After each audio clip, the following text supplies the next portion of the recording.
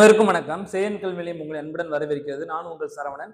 இன்னைக்கு இந்த வீடியோவில் நம்ம என்ன பார்க்க போறோம்னா, ஜனநாயகம் டெஸ்ட் நம்பர் 15க்கு ஆன்சர் கீ அப்படிங்கிறதான் பார்க்க போறோம். 50 கேள்விகள் ரிவிஷன் கொடுத்துருந்தோம். சரி, வாங்க அந்த ஆன்சர்ஸ் என்னென்ன அப்படின்னு சொல்லி பார்ப்போம். எல்லாருமே ஜனநாயகன் தேர்வு எழுதிட்டு இருக்கிறீங்க. இந்த ஜனநாயகன் தேர்வை டெஸ்ட் நம்பர் 1ல இருந்து இப்போ வரைக்கும் கண்டினியூ பண்ணிட்டு இருக்கீங்க. இந்த வருஷம் பாலிட்டியில 15க்கு 15 நம்ம கையில தான் இருக்கு. அந்த அளவுக்கு நீங்க ப்ராக்டிஸ் ஆயிருப்பீங்க. இன்னும் அதை ரிவிஷன் பண்ணிட்டே இருங்க. அடுத்து வரக்கூடிய நாட்களில் ஃபுல் டெஸ்ட் நாங்கள் கொடுத்துருக்கோம். அது ரிவிஷன் பண்ணுங்க. நல்லா பாலிட்டி அப்படிங்கிறது கோர் ஏரியா எப்பவுமே ஸ்ட்ராங்கா இருக்கும். சார், கேள்வி எண் 1, கீழ்கண்டவற்றுள் தவறானதை கண்டறிக. கீழ்கண்டவற்றுள் தவறானது அப்படி என்ன கேட்குறாங்க. ஒரு கட்சி முறை அப்படிங்கிறது சீனா வடகொரியால இருக்கு, சரியா இருக்கு. கேள்வி தவறானதான் கேட்குறாங்க. இரு கட்சி முறை அமெரிக்கால சரியா இருக்கு. பல கட்சி முறை இங்கிலாந்துலையுமே 2 பார்ட்டி சிஸ்டம் தான் இருக்கு. இரு கட்சி முறை தான் இங்கிலாந்துலையும் இருக்கு. அப்ப நமக்கு 3ஆவது ஸ்டேட்மெண்ட் தவறா இருக்கு. ஆன்சர் 1க்கு டெல்லி, பாம்பே. 3ஆவது ஸ்டேட்மெண்ட் ராங்கு. Answer B. நமது எதிர்காலம் பெண்களை உதாசீனப்படுத்துவோர் கையில் இல்லை. அது நமது மகன்களைப் போல் பள்ளிக்கு கல்வி கற்க செல்லும் நமது மகள்களின் கனவுகளில் உள்ளது. அவர்களே உலகத்தில் தாங்கி நிற்கும் வல்லமை கொண்டவர்கள் என்று கூறியவர் யார்? இந்த ஸ்டேட்மெண்ட்டை சொன்னது பராக் ஒபாமா. இது ஸ்கூல் புக்ல 7th ஸ்டாண்டர்ட்ல இருக்கு. இந்த மாதிரி கொஸ்டின்ஸ்லாம் டிஎன்பிசிக்கு பிடிக்கும். இந்த மாதிரி ஸ்டேட்மெண்ட் எடுத்துட்டு வந்து வைப்பாங்க. கடைசி பார்த்தா ஸ்கூல் புக்ஸ்ல இருக்கும். ஸோ கண்டிப்பா இந்த மாதிரி ஸ்டேட்மெண்ட்ஸ்லாம் பாருங்க. கீழ்கண்டவற்று பல கட்சி முறை அல்லாத நாட்டை கண்டறிக. இந்தியால மல்டி பார்ட்டி சிஸ்டம், ஸ்வீடன் பல கட்சி முறை, பிரான்ஸ் பல கட்சி முறை, கியூபால பல கட்சி முறை கிடையாது. கீழ்கண்டவற்றில் தவறானது எது? சுதந்திர இந்தியாவின் முதல் பெண் ஆளுநர் சரோஜினி நாயுடு, சரியா இருக்கு. ஐக்கிய நாடுகளின் பொது சபையில் முதல் பெண் தலைவர் விஜயலட்சுமி பண்டிட், சரியா இருக்கு. இந்தியாவின் முதல் பெண் பிரதமர் இந்திரா காந்தி, சரியா இருக்கு. முதல் பெண் காவல்துறை உயர் அதிகாரி கஞ்சன் சௌத்ரி பட்டாச்சாரியா. நமக்கு கேள்வி கேட்டது தவறானதான், இதுதான் தவறா இருக்கு. கிரண் பேடி தான் முதல் காவல்துறை உயர் அதிகாரி வந்திருப்பாங்க. 1972லயே இவங்க ஐபிஎஸ் ஆபீசரா இருப்பாங்க. 5வது கேள்வி, கீழ்கண்டவற்றில் தவறானது எது அப்படின்னு கேட்குறாங்க. பிரிட்டன்ல தொழிலாளர் கட்சி பழமைவாத கட்சி இருக்கு, சரியா இருக்கு. அமெரிக்க ஐக்கிய நாடுகள் குடியரசு கட்சி மற்றும் ஜனநாயக கட்சி, சரியா இருக்கு. அப்ப நம்ம தவறானதுன்னு கேட்காங்க. அமெரிக்கால லேபர் பார்ட்டியும் டெமோக்ராட்டிக் பார்ட்டி கிடையாது. கீழ்கண்டவற்றில் தேசிய கட்சியை பற்றிய கூற்றுகளில் தவறானது எது? 1 அல்லது 1ற்கு மேற்பட்ட மாநிலங்களில் 6% மக்களவை தொகுதிகளில் வெற்றி பெற்றிருத்தல் வேண்டும். இப்படி கிடையாது. 1 அல்லது மேற்பட்ட மாநிலங்கள்ல 6% கிடையாது. அது எப்படி இருக்குன்னா, 1 மக்களவை தேர்தல்ல இல்ல 4 ஸ்டேட்ஸ் 4 மாநிலங்களுக்கான சட்டமன்ற தேர்தல் நடக்குதா, அந்த தேர்தலோட மொத்த வாக்குல 6% அப்படிங்கிறத வாங்குனா அந்த கட்சி அப்படிங்கிறவங்க தேசிய கட்சி அந்தஸ்து வாங்குவாங்க. இறுதியாக நடைபெற்ற மக்களவை தேர்தலில் குறைந்தபட்சம் 3 மாநிலங்கள்ல 2% தொகுதிகளில் வெற்றி பெற்றிருக்கணும், சரியா இருக்கு. மேற்கண்ட எதுவும் தவறிலையும் கொடுத்திருக்கிறாங்க. நமக்கு கூற்றுகள்ல தவறானது 1 தவறா இருக்கு. அப்ப ஆப்ஷன் ஏ, 6க்கு ஆப்ஷன் ஏ. 7, 2011 படி ஆண் பெண் கல்வி அறிவு இடைவெளி விகிதம் எவ்வளவு? 16.68%. ஒரு கட்சி எவ்வாறு மாநில கட்சியாக அங்கீகரிக்கப்படுகிறது அப்படின்னு சொல்லி கேட்கிறாங்க. மாநில சட்டப்பேரவைக்கான தேர்தலில் செல்லத்தக்க வாக்குகளில் 6% வாக்குகளை பெற்றிருத்தல் வேண்டும், சரியா இருக்கு. 6% ஓட்டு வாங்கலாம். அடுத்து, ஒவ்வொரு 25 தொகுதிகளுக்கும் ஒரு மக்களவை தொகுதி அல்லது சட்டப்பேரவை தேர்தலில் குறைந்தபட்சம் 2 தொகுதிகளில் வெற்றி பெற்றிருத்தல் வேண்டும், சரியா இருக்கு. 1 ஒரு எம்பி சீட்டு வாங்கலாம் 25 தொகுதிக்கு, இல்ல சட்டப்பேரவை தேர்தலில் 2 தொகுதிகள் வெற்றி பெறலாம். அடுத்து, சட்டப்பேரவையில் மொத்த தொகுதிகளில் குறைந்தபட்சம் 3% தொகுதிகளை வெற்றி பெறலாம். 4, மேற்கண்ட அனைத்தையும் நிறைவு செய்திருக்க வேண்டும். அப்படி கிடையாது. மேற்கண்ட இதுல ஏதாச்சும் 1 இருந்தா போதும். அப்ப நமக்கு 8வது கேள்விக்கு ஆப்ஷன் டி, ஏதாச்சும் 1 இருந்தா போதும். இது எல்லாம் எங்க இருக்குன்னா, நமக்கு 7th புக்ல பாக்ஸ் போட்டே இருக்கும்.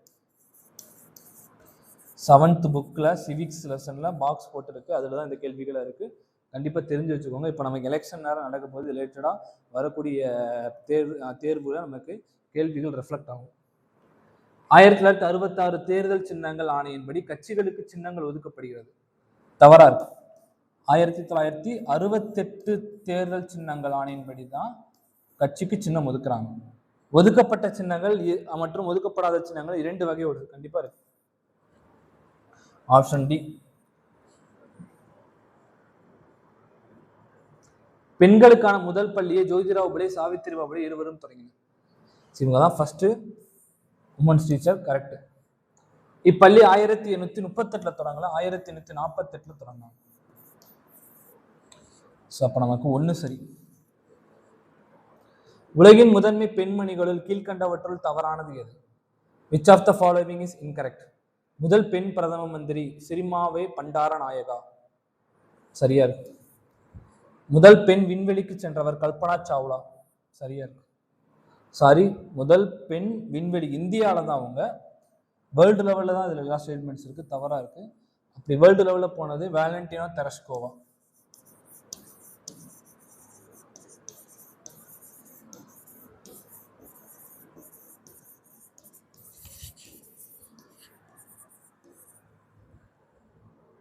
எவரெஸ்ட் சிகரத்தை அளவிட்டவர் ஜன் கோ தபே. கரெக்டா இருக்கு. ஒலிம்பிக்கில் தங்கம் வென்றவர் சார்லட் கூப்பர். கீழ்கண்டவற்றில் முறையற்ற வணிக நடவடிக்கை பற்றிய கூற்றுகளை ஆராய்க. நமக்கு நுகர்வோர் உரிமைகள் அப்படிங்கிற சிலபஸ் இருக்கு, அதெல்லாம் கேள்வி கேட்டிருக்கோம். விற்பனை செய்யப்பட்ட பொருள் திரும்ப பெறப்பட மாட்டாது அப்படிங்கிறது ஒரு முறையற்ற வணிக நடவடிக்கை. பொருட்களை மாற்ற இயலாது.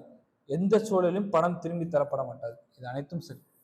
அதாவது நீங்க எந்த கடைக்குனாலும் போங்க, ஜவுளி கடைக்கோ சில கடைகளுக்கு போனீங்கன்னா இதுன்னு எழுதி போட்டிருப்பாங்க, விற்பனை செஞ்சோம் திரும்பி வாங்க மாட்டோம், பொருட்களை மாற்ற முடியாது.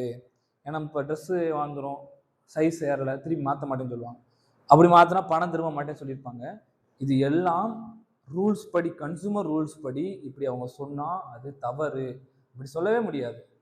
இப்போ நீங்கள் ஃப்ளிப்கார்ட்டில், அமேசான் ஆர்டர் பண்ணுங்கள், 10 days ரிட்டர்ன் பாலிசி இருக்கணும். பிடிக்கலையா திரும்பி கொடுக்கலாம். ஏன்னா வேர்ல்டு லெவலில் இன்டர்நேஷனல் ரூல்ஸ் அவங்க ஃபாலோ பண்ணுறாங்க. இந்தியன் ரூல்ஸ் நம்ம சில கடைகள் லோக்கல் ஷாப் ஃபாலோ பண்ணுறதில்ல. இந்த மாதிரி எழுதி போட்டுருந்தாங்கன்னா தவறு, தெரிஞ்சுக்கோங்க. இது நமக்கான உரிமை.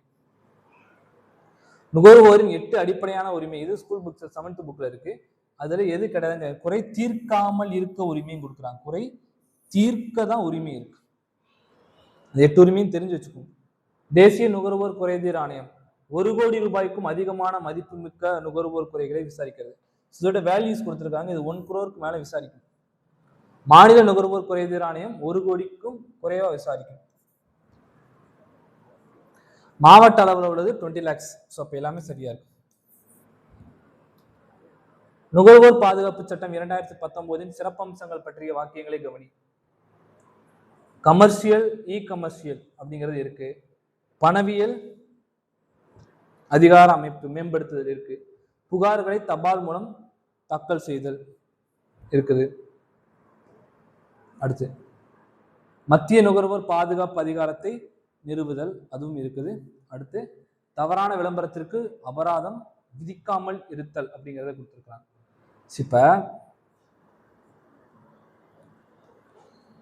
இந்த கொஸ்டினுக்கு தவறான விளம்பரத்திற்கு அபராதம் விதிக்காமல் இருத்தல் பார்த்தாலே அப்சல்யூட்டா ராங்னு தெரியும். தவறான விளம்பரத்திற்கு ஃபைன் போட முடியும், ஃபைன் போடுவோம். அடுத்து புகார்களை தபால் மூலம் தாக்கல் செய்தல் இப்போ ஆன்லைன்ல கொண்டு வந்துட்டாங்க. ஸோ அப்போ 1, 2, 4 சரி.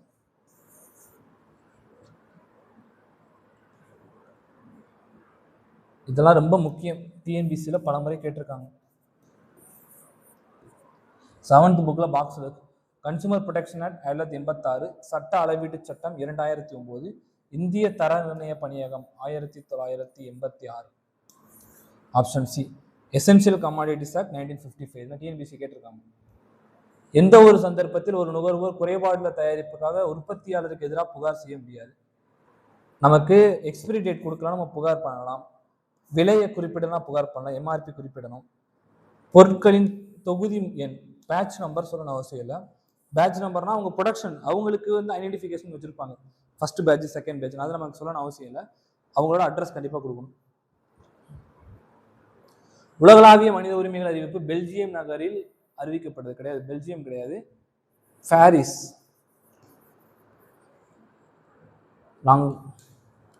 ஐநா பொது சபையில் 1948ஆம் ஆண்டு டிசம்பர் 10ஆம் நாள் அறிவிக்கப்பட்டது. சரி.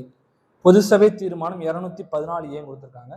தப்பு. 217 இது நமக்கு ஸ்கூல் புக்ல 8th ஸ்டாண்டர்ட்ல இருக்கு.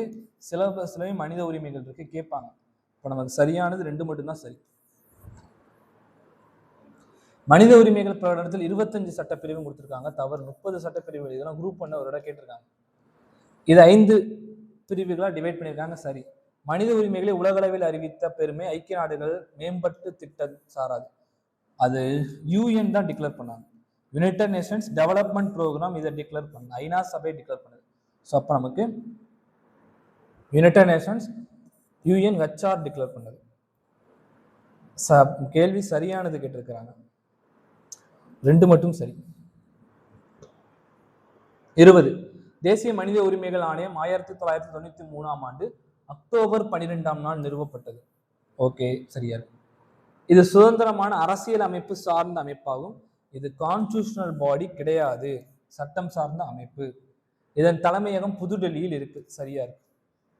இது ஒரு தலைவரையும் 2 உறுப்பினர்களையும் உள்ளடக்கியது ஒரு அமைப்பாகும்.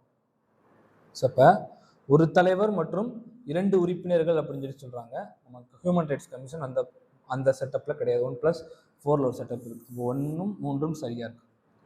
தேசிய மனித உரிமைகள் ஆணையத்தின் பிரிவுகள் இல்லாது, அங்க லா பிரிவு, சட்டப்பிரிவு டிவிஷன் இருக்கு, புலனாய்வு பிரிவு இருக்கு, ஃபாரன்சிக் கிடையாது, ஆராய்ச்சி மற்றும் திட்டப்பிரிவு இருக்கு. இதெல்லாம் எங்க இருக்குன்னா 8th ஸ்கூல் புக்ஸ் தான் இருக்கு. நிறைய பேர் எங்க கேட்குறீங்க, ஸ்கூல் புக்ஸ்லயே இருக்கிற டேட்டா நல்லா இருக்கு. தமிழ்நாட்டில் 1997ஆம் ஆண்டு ஏப்ரல் 17 மனித உரிமைகள் ஆரம்பிச்சாங்க கொடுத்துருக்காங்க, 27 கொடுத்துருக்காங்க, தவறு. ஏப்ரல் 17. இது மாநில அளவில் செயல்படுகிறது, சரி. இது மாநில பட்டியல், பொதுப்பட்டியல் ஆகியவற்றின் துறைகள் தொடர்பான மனித உரிமை மீறல் வழக்குகளை விசாரிக்கிறது, கரெக்ட். ரொம்ப முக்கியம். இந்த ஸ்டேட்மெண்ட் பார்த்து தவறு போட்டிருப்பீங்க. பொதுப்பட்டியல் உள்ள வழக்கையும் விசாரிக்கலாம்.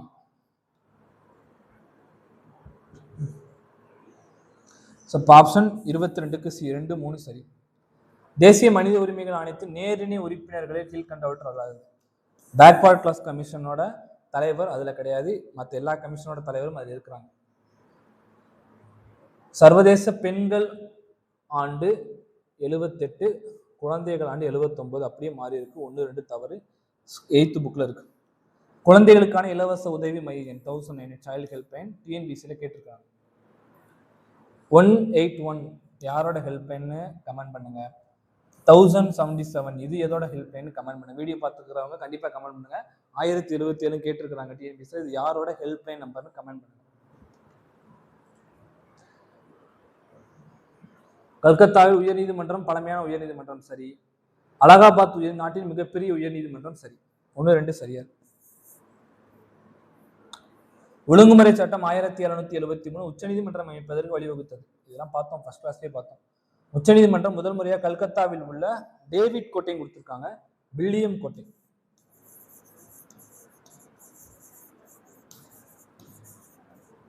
வில்லியம் கோட்டை. சார் எலிஜா இம்பே என்பவர் தலைமை நீதிபதியாக நியமிக்கப்பட்டார், சரி. 1801 மற்றும் 24 பம்பாய் மற்றும் மதராஸ் மற்றும் பம்பாய் வரும், தவறு. 1, 3 சரி. கீழ்கண்டவற்றில் சரியானது. Civil procedure code 1859, Indian penal code 60 சரி, சிபிசி 61, அனைத்தும் சரியா இருக்கு. பிரிவி கவுன்சில் எப்பொழுது நீக்கப்பட்டது? 1949. இந்திய உச்சநீதிமன்றம் எப்ப தொடங்கினாங்க? ஜனவரி 28, 1950. கீழ்கண்டவற்றில் தவறானது. பகுதி 5 அத்தியாயம் 4 உச்ச நீதிமன்றம் சரியா இருக்கு. பகுதி 6 அத்தியாயம் 6 துணை நீதிமன்றம், இது தவறாது. ஸ்கூல் புக்ஸ்ல இருக்கு.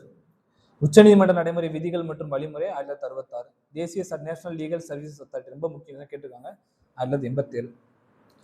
ஒரு சுதந்திரமான நீதித்துறை என்ற கருத்தை முதலில் முன்மொழிந்த தத்துவ ஞானி யார்? மாண்டெஸ்கியூ. மாவட்ட நீதிமன்றங்கள் மாவட்ட அளவில் குற்றவியல் வழக்குகளை விசாரிக்கும் நீதிமன்றங்கள், தவறு. அமர்வு செஷன் கோர்ட்ஸ் தான் கிரிமினல் கேஸ் விசாரிக்கும், டிஸ்ட்ரிக்ட் கோர்ட்ஸ் சிவில் கேஸ் விசாரிக்கும், மாறி இருக்கு. பஞ்சாயத்து நீதிமன்றம் கிராம அளவில் விசாரிக்கும், ஆப்ஷன் சி. 33வது கேள்விக்கு ஆப்ஷன் சி. வாக்குரிமை எனும் சொல் சுதந்திரம் என்று பொருள்படக்கூடிய பிராங்க் என்ற லத்தீன் சொல்லிலிருந்து பெறப்படும் கொடுக்குறாங்க, தவறு. பிராங்க் என்ற பிரெஞ்சு சொல் கலவை சொல் தான், லத்தீன் வராது. பிரதிநிதித்துவம் என்பது பிறருக்காக பேசும் நடவடிக்கை, பிறருக்காக செயல்படுதல், பெரும் நிலையாகும். சரியா, 2 மட்டும் சரி. 34 option B. First past the post இங்கிலாந்தில் காணப்பட்டன. ஓகே. இங்கிலாந்து தவிர அமெரிக்கா, வங்கதேசம், மியான்மர், இந்தியாலையும் இருக்கு. ஓகே. இதில் ஒரு வேட்பாளர் செல்ல தகுந்த வாக்குகளில் முன்னரே நிர்ணயிக்கப்பட்ட வாக்குகள் கிடையாது. அது பேரே பாருங்க, ஃபர்ஸ்ட் பாஸ்ட் த போஸ்ட் தான் கொடுத்துருப்பாங்க. இப்ப முன்னரே நிர்ணயிக்க தகுந்த வேட்பாளர் ஒரு வாக்குனா, இப்ப ஃபார் எக்ஸாம்பிள் நீங்க 50,000 ஓட்டு வாங்கினாதான் ஜெயிச்சேன்னு சில நடைமுறைகள் இருக்கு. அப்படி கிடையாது. இப்ப இதுக்கு பெஸ்ட் எக்ஸாம்பிள் இந்தியாவில் நடக்கக்கூடிய முறை தான். இப்ப அடுத்து நமக்கு இப்ப எம்எல்ஏ எலெக்ஷன் வருது. ஒவ்வொரு தொகுதியிலும் மெயினா ஒரு 4 கேண்டிடேட் நிற்கிறாங்க. ஒரு கேண்டிடேட் 50,000, இன்னொருத்தர் 40,000, இன்னொருத்தர் 30,000, இன்னொருத்தர் 20,000 வாங்கியிருக்காரு. இப்போ ஆப்வியஸா யார் ஜெயிச்சா? அந்த 50,000 வாங்கினவங்க. அந்த முறை தான் ஃபர்ஸ்ட் பாஸ்ட் த போஸ்ட் அப்படின்னு சொல்லுவாங்க. முதல் முறையா வெற்றி பெற்றது யாரு? முதல்ல தாண்டிட்டா ஃபர்ஸ்ட் லெவலில் யார் ரேங்க்ல இருக்கா அவங்க தான் வின்னிங். அந்த முறை. இதுல முன்னாடி வேட்பாளருக்கு இவ்வளவு வாக்குன்னு சொல்ல முடியாது. நம்ம ரிசல்ட் கவுண்ட் பண்ணி யார் அதிகமா இருக்கோ அவங்க தான். அப்ப 1, 2 சரி. இதான் கேட்பாங்க. இரு சுற்று முறை 2 round system is majority system correct. இதில் முதல் சுற்றில் எக்கட்சி அல்லது வேட்பாளருக்கு மறுதி பெரும்பான்மை பெறாத நிலையில் இரண்டாவது தேர்தல் நடைபெறும். இரண்டாவது, அதாவது 2 ரவுண்ட் சிஸ்டம்ங்கிறது நமக்கு குடியரசுத் தலைவர் தேர்தல் நடக்கும். ஃபர்ஸ்ட் ரவுண்ட் பார்ப்பாங்க, ஒரு மெஜாரிட்டி வரலன்னா செகண்ட் ரவுண்ட் போய் திரும்பி எண்ணுவாங்க. முதல் வரையறை ஆணைய சட்டம் 1950, இரண்டாவது வரையறை ஆணைய சட்டம் 1963. முதல் தப்பா இருக்கு, ஆப்ஷன் பி. 2, 3 சரி. உச்சநீதிமன்றம் வழிகாட்டுதல் படி கீழ்கண்ட முழு விவரங்களை கொண்ட சட்டப்பூர்வ பிரகடனத்தை உள்ளடக்கியதை கண்டறிக. வேட்பாளருக்கு எதிராக நிலுவையில் உள்ள கடுமையான குற்றவியல் வழக்குகள் ஏதேனும் இருந்தால் அவற்றின் விவரங்களை தருதல். கண்டிப்பா அவங்களோட கிரிமினல் கேஸ், சிவில் கேஸ் எல்லாம் சொல்லணும். வேட்பாளர்கள் தங்களுடைய அல்லது தங்களுடைய குடும்பத்தாருடைய சொத்துக்கள் மற்றும் கடன் பற்றி விளக்கங்கள் கொடுக்கணும். வேட்பாளரின் கல்வி தகுதி, இது எல்லாம் கொடுத்தாதான் ஒரு வேட்பாளர் இந்தியாவில் எலெக்ஷனுக்கு நாமினேஷன் பண்ணுற அந்த இதெல்லாம் கொடுப்பாங்க. இப்போ கூட ரீசெண்டாக நிறையவே நாமினேஷன் பண்ணியிருக்காங்களா, எங்களுக்கு இவ்வளவு சொத்து இருக்கு, இவ்வளவு இருக்கு, இவ்வளவு கேஸ் இருக்கு, கல்வி இவ்வளவு படிச்சிருக்கேன்னு சொல்லுவாங்க. ஒரு கட்சியோ அல்லது வேட்பாளரோ தேர்தல் சமயங்களின் போது எந்த நடவடிக்கை ஈடுபடக்கூடாது. வாக்காளர் கையூட்டு கொடுக்கக்கூடாது, அவங்க பயன்படுத்தக்கூடாது. பரப்புரைகளுக்கு அரசாங்கத்தின் சோர்ஸ் பயன்படுத்தக்கூடாது. தேர்தல் பரப்புரைக்காக மத வழிபாடு நடக்கூடிய இடங்களை பயன்படுத்தக்கூடாது. அனைத்தும் சரி. தேர்தல் தேதி அறிவிக்கப்பட்ட பின்னர் ஆளும் அரசாங்கமும் அல்லது அமைச்சரவை எந்த செயல்களை செய்யக்கூடாது. நலத்திட்டங்களுக்கு அடிக்கல் நாட்டக்கூடாது. சரியா இருக்கு. முக்கிய கொள்கை முடிவுகள் எடுக்க முடியாது. பொது சேவை வசதிகளுக்கான வாக்குறுதிகள் அளிக்க முடியாது. எல்லாம் செய்யுது. கோட் ஆஃப் கண்டக்ட் சொல்லுவாங்க. அந்த கோட் ஆஃப் கண்டக்ட் இருந்தா இதெல்லாம் எதுவுமே பண்ண முடியாது. முதல் பொது தேர்தல் பற்றிய கூற்று 51 to 52 ஆண்டில் பொது தேர்தல்கள் நடைபெற்று முதலாவது மக்களவை தேர்ந்தெடுக்கப்பட்டது. சரி. மொத்தம் உள்ள 489 மக்களவை இடங்களில் காங்கிரஸ் கட்சி 374 ஜெயிக்கல, 364 தான் ஜெயிச்சிச்சு. இந்திய கம்யூனிஸ்ட் கட்சி 16 இடங்கள் வெற்றி பெற்றது. தேர்தலில் 69.6 நடக்கும், 66.9. அப்போ 1, 3 சரி. 41க்கு பி. இந்திய தேர்தல் ஆணையம் நடத்தும் தேர்தல்கள் அந்த என்னென்ன தேர்தல் எலெக்ஷன் கமிஷன் கண்டக்ட் பண்றாங்க. பிரசிடென்ட் எலெக்ஷன் நடத்துவாங்க, வைஸ் பிரசிடென்ட் நடத்துவாங்க, ஸ்டேட் அசம்பிளி, லோக்கல் பாடிஸ் நடத்த மாட்டாங்க, பார்லிமெண்ட். அப்ப 1, 2, 3, 5 சரி. Local body election Tamil Nadu state, அதாவது ஸ்டேட் எலெக்ஷன் கமிஷன் தான் கண்டக்ட் பண்ணுவாங்க. இந்திய தேர்தல் ஆணையத்தை பத்தி, அதோட கான்ஸ்டிடியூஷன் பத்தி கேட்கிறாங்க. ஒரு தலைவர், தேர்தல் ஆணையர், தலைமை தேர்தல் ஆணையர் மற்றும் 3 தேர்தல் ஆணையர் சொல்றாங்க. 2 1+2 தான் இருக்கிறாங்க. இவர்களின் பதவிக்காலம் 6 வருடம் அல்லது 65 வயது. இதெல்லாம் டிஎன்பிசில கேட்டிருக்காங்க. குடியரசுத் தலைவர் தான் நியமனம் பண்றாரு. ஸோ அப்ப தவறு என்ன கேட்காங்க? 1, 3 தவறா இருக்கு. சாரி, 1, 2 தவறு. இதுவும் தப்பா இருக்கு, 2வது தவறு. Option A. கீழ்கண்ட படிநிலைகளை வரிசைப்படுத்துக. அப்ப எந்த ஆர்டர் ஹியரார்கில நமக்கு எலெக்ஷனுக்கு ஆபீசர்ஸ் இருக்கிறாங்க கேட்கிறாங்க. ஃபர்ஸ்ட் யார் இருக்கா? CEO, chief electoral officer. Election commission டைரக்டா ஒவ்வொரு ஸ்டேட்டுக்கும் ஒரு ஆள் அப்பாயின்ட் பண்ணியிருப்பாங்க. ஸ்டேட் லெவலில் இவர் தான் என்ன பண்ணணும், கோஆர்டினேட் பண்ணி தலைமை இருப்பார். அடுத்து டிஸ்ட்ரிக்ட் லெவலில் இருப்பாங்க, டிஸ்ட்ரிக்ட் எலக்ட்ரல் ஆஃபீஸர்னு சொல்லுவாங்க. இவங்க யாரா இருப்பாங்கன்னா கலெக்டரா இருப்பாங்க. எல்லா டிஸ்ட்ரிக்ட் லெவலில் மாவட்ட ஆட்சியர்லாம் நேரடியாக டிஓவா இருப்பாங்க. அடுத்து மூணாவது யார் இருப்பாங்கன்னா ரிட்டர்னிங் ஆஃபீஸர், ஆர்ஓன்னு சொல்லுவாங்க. இந்த ரிட்டர்னிங் ஆஃபீஸர் மேக்ஸிமம் யாரா இருப்பாங்கன்னா வருவாய் கோட்டாட்சியர்னு சொல்றாங்கல்ல. இப்போ ஒரு டிஸ்ட்ரிக்டை கோட்டங்களா பிரிச்சிருப்பாங்க, அதில் வருவாய் கோட்டாட்சியர்னு சொல்லுவாங்க.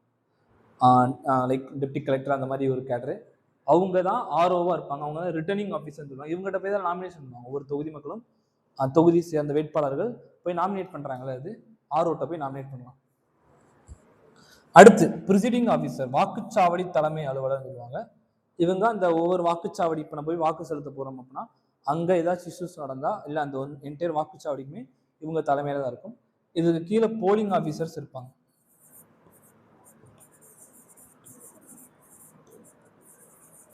இந்த போலிங் ஆஃபீஸர் யாரும் புள்ளக போன உடனே நம்ம டீட்டெயில்ஸ் எழுதுறாங்க, கையில் மை வைக்கிறாங்க, உங்களை ஓட்டு போடுறதுக்கு கண்ட்ரோல் யூனிட்ல அலோவ் பண்ணுறாங்க, போலிங் ஆஃபீஸர். அப்போ நமக்கு ஆர்டர், இந்த ஆர்டரில் பார்த்தோம்னா சிஇஓ கரெக்டாக இருக்குது, DEO, returning officer, presiding officer. 1 2 4 3 option B. மாநில தலைமை தேர்தல் அதிகாரி நியமிப்பது யார்? இந்திய தேர்தல் ஆணையம். இந்த கொஸ்டின் ரொம்ப ட்விஸ்டட் கொஸ்டின் சொல்லலாம், இல்லை எளிமையாக படித்து புரியாத கொஸ்டின் சொல்லலாம். இதுக்கு யாரெல்லாம் குடியரசுத் தலைவர் நிறைய பேர் போட்டிருப்பீங்க, கிடையாது. எலெக்ஷன் கமிஷன் ஆஃப் இந்தியா தான் சிஇஓவை நியமனம் பண்றாங்க. ரொம்ப முக்கியம், நாமினேட் பண்றாங்க, அப்பாயின்மெண்ட் ரொம்ப முக்கியம். இது கேட்டிருக்காங்க, நல்லா பார்த்துக்கோங்க. இந்திய அரசியலமைப்பின் கூட்டாட்சி தன்மையினை கண்டறிக. எழுதப்பட்ட அரசியலமைப்பு கூட்டாட்சி தன்மை, அரசியலமைப்பின் உயர்ந்த தன்மை கூட்டாட்சி, அதிகார பகிர்வு கொடுக்கப்பட்டிருக்கு, அவசர காலங்கள் இல்லை, ஒருங்கிணைந்த நீதித்துறை அப்படிங்கிற கூட்டாட்சியில் சொல்ல முடியாது, உச்ச நீதிமன்றங்களை கூட்டாட்சி சொல்லலாம். இப்போ ஆப்ஷன் சி 46க்கு சி. 47 இந்திய ஒன்றியம். இந்திய யூனியன் எதை குறிக்கிறது? ரொம்ப முக்கியம். இந்திய மாநிலம் மற்றும் மத்திய அரசாங்கம் ரெண்டு சேர்ந்தது யூனியன். இந்திய மாநிலம், யூனியன் பிரதேசம், இந்திய மத்திய பிரதேசம், மத்திய அரசாங்கம் எல்லாம் சேர்ந்துட்டா அது இந்திய பகுதிகள் சொல்லுவாங்க. யூனியன் ஆஃப் இந்தியானா ஸ்டேட்ஸும் நம்ம மத்திய அரசாங்கம் மட்டும்தான். மத்திய புலனாய்வுத்துறையின் சிபிஐ முதன்மை இயக்குனர் நியமிக்கப்பட்ட டிபி ஹோவி. லோக் ஆயுக்தா அமைப்பு முதலில் செயல்படுத்திய மாநிலம் மகாராஷ்டிரா. உயர்நீதிமன்றம் ஏற்படுத்தப்பட்ட மாநிலங்கள் வரிசைப்படுத்த சொல்றாங்க. கேரளா, சாரி கேரளா முன்னாடி அலகாபாத், 4வது இடத்துல அலகாபாத் இருக்கும். அலகாபாத்துக்கு அப்புறம் கேரளா வந்துச்சு. இப்படி தூக்குனாலே இது ஆன்சர் தரலாம்னு போடலாம், ரெண்டு எலிமினேட் பண்ணிடலாம். அடுத்து குஜராத். இப்போ பாருங்களேன், இந்த ஆப்ஷன்ஸ் இப்போ டிஎன்பிஎஸ்சி இப்படி தான் செட் பண்ணுவாங்க. இப்போ 4 2 4 2 ஹை லெவல் ரிப்பீட் தான் இருக்கா. அப்போ இது 2 ஆன்சர் இருக்கு, இது 2 தான் ஆன்சர் இருக்கும். இதில் இப்போ இந்த கேள்விக்கு உங்களுக்கு ஆன்சர் தரலாம், ஆன்சர் கண்டுபிடிக்க எப்படி பாருங்க. சிக்கிம்ல லேட்டஸ்டா அந்த 1975 சிக்கிம் மாநிலமே ஆகுது. பின்னால நீதிமன்றம் வந்திருக்கும். அப்படி கெஸ் பண்ணா கூட ஆப்ஷன் ஏ 4 2 3 1. ஸோ 50 கேள்விகளுக்குமே விடைகள் பார்த்துட்டோம். இந்த விடைகளை நோட் பண்ணிட்டு மார்க்ஸ் எவ்வளோ அப்படின்னு சொல்லி கமெண்ட் பண்ணுங்க.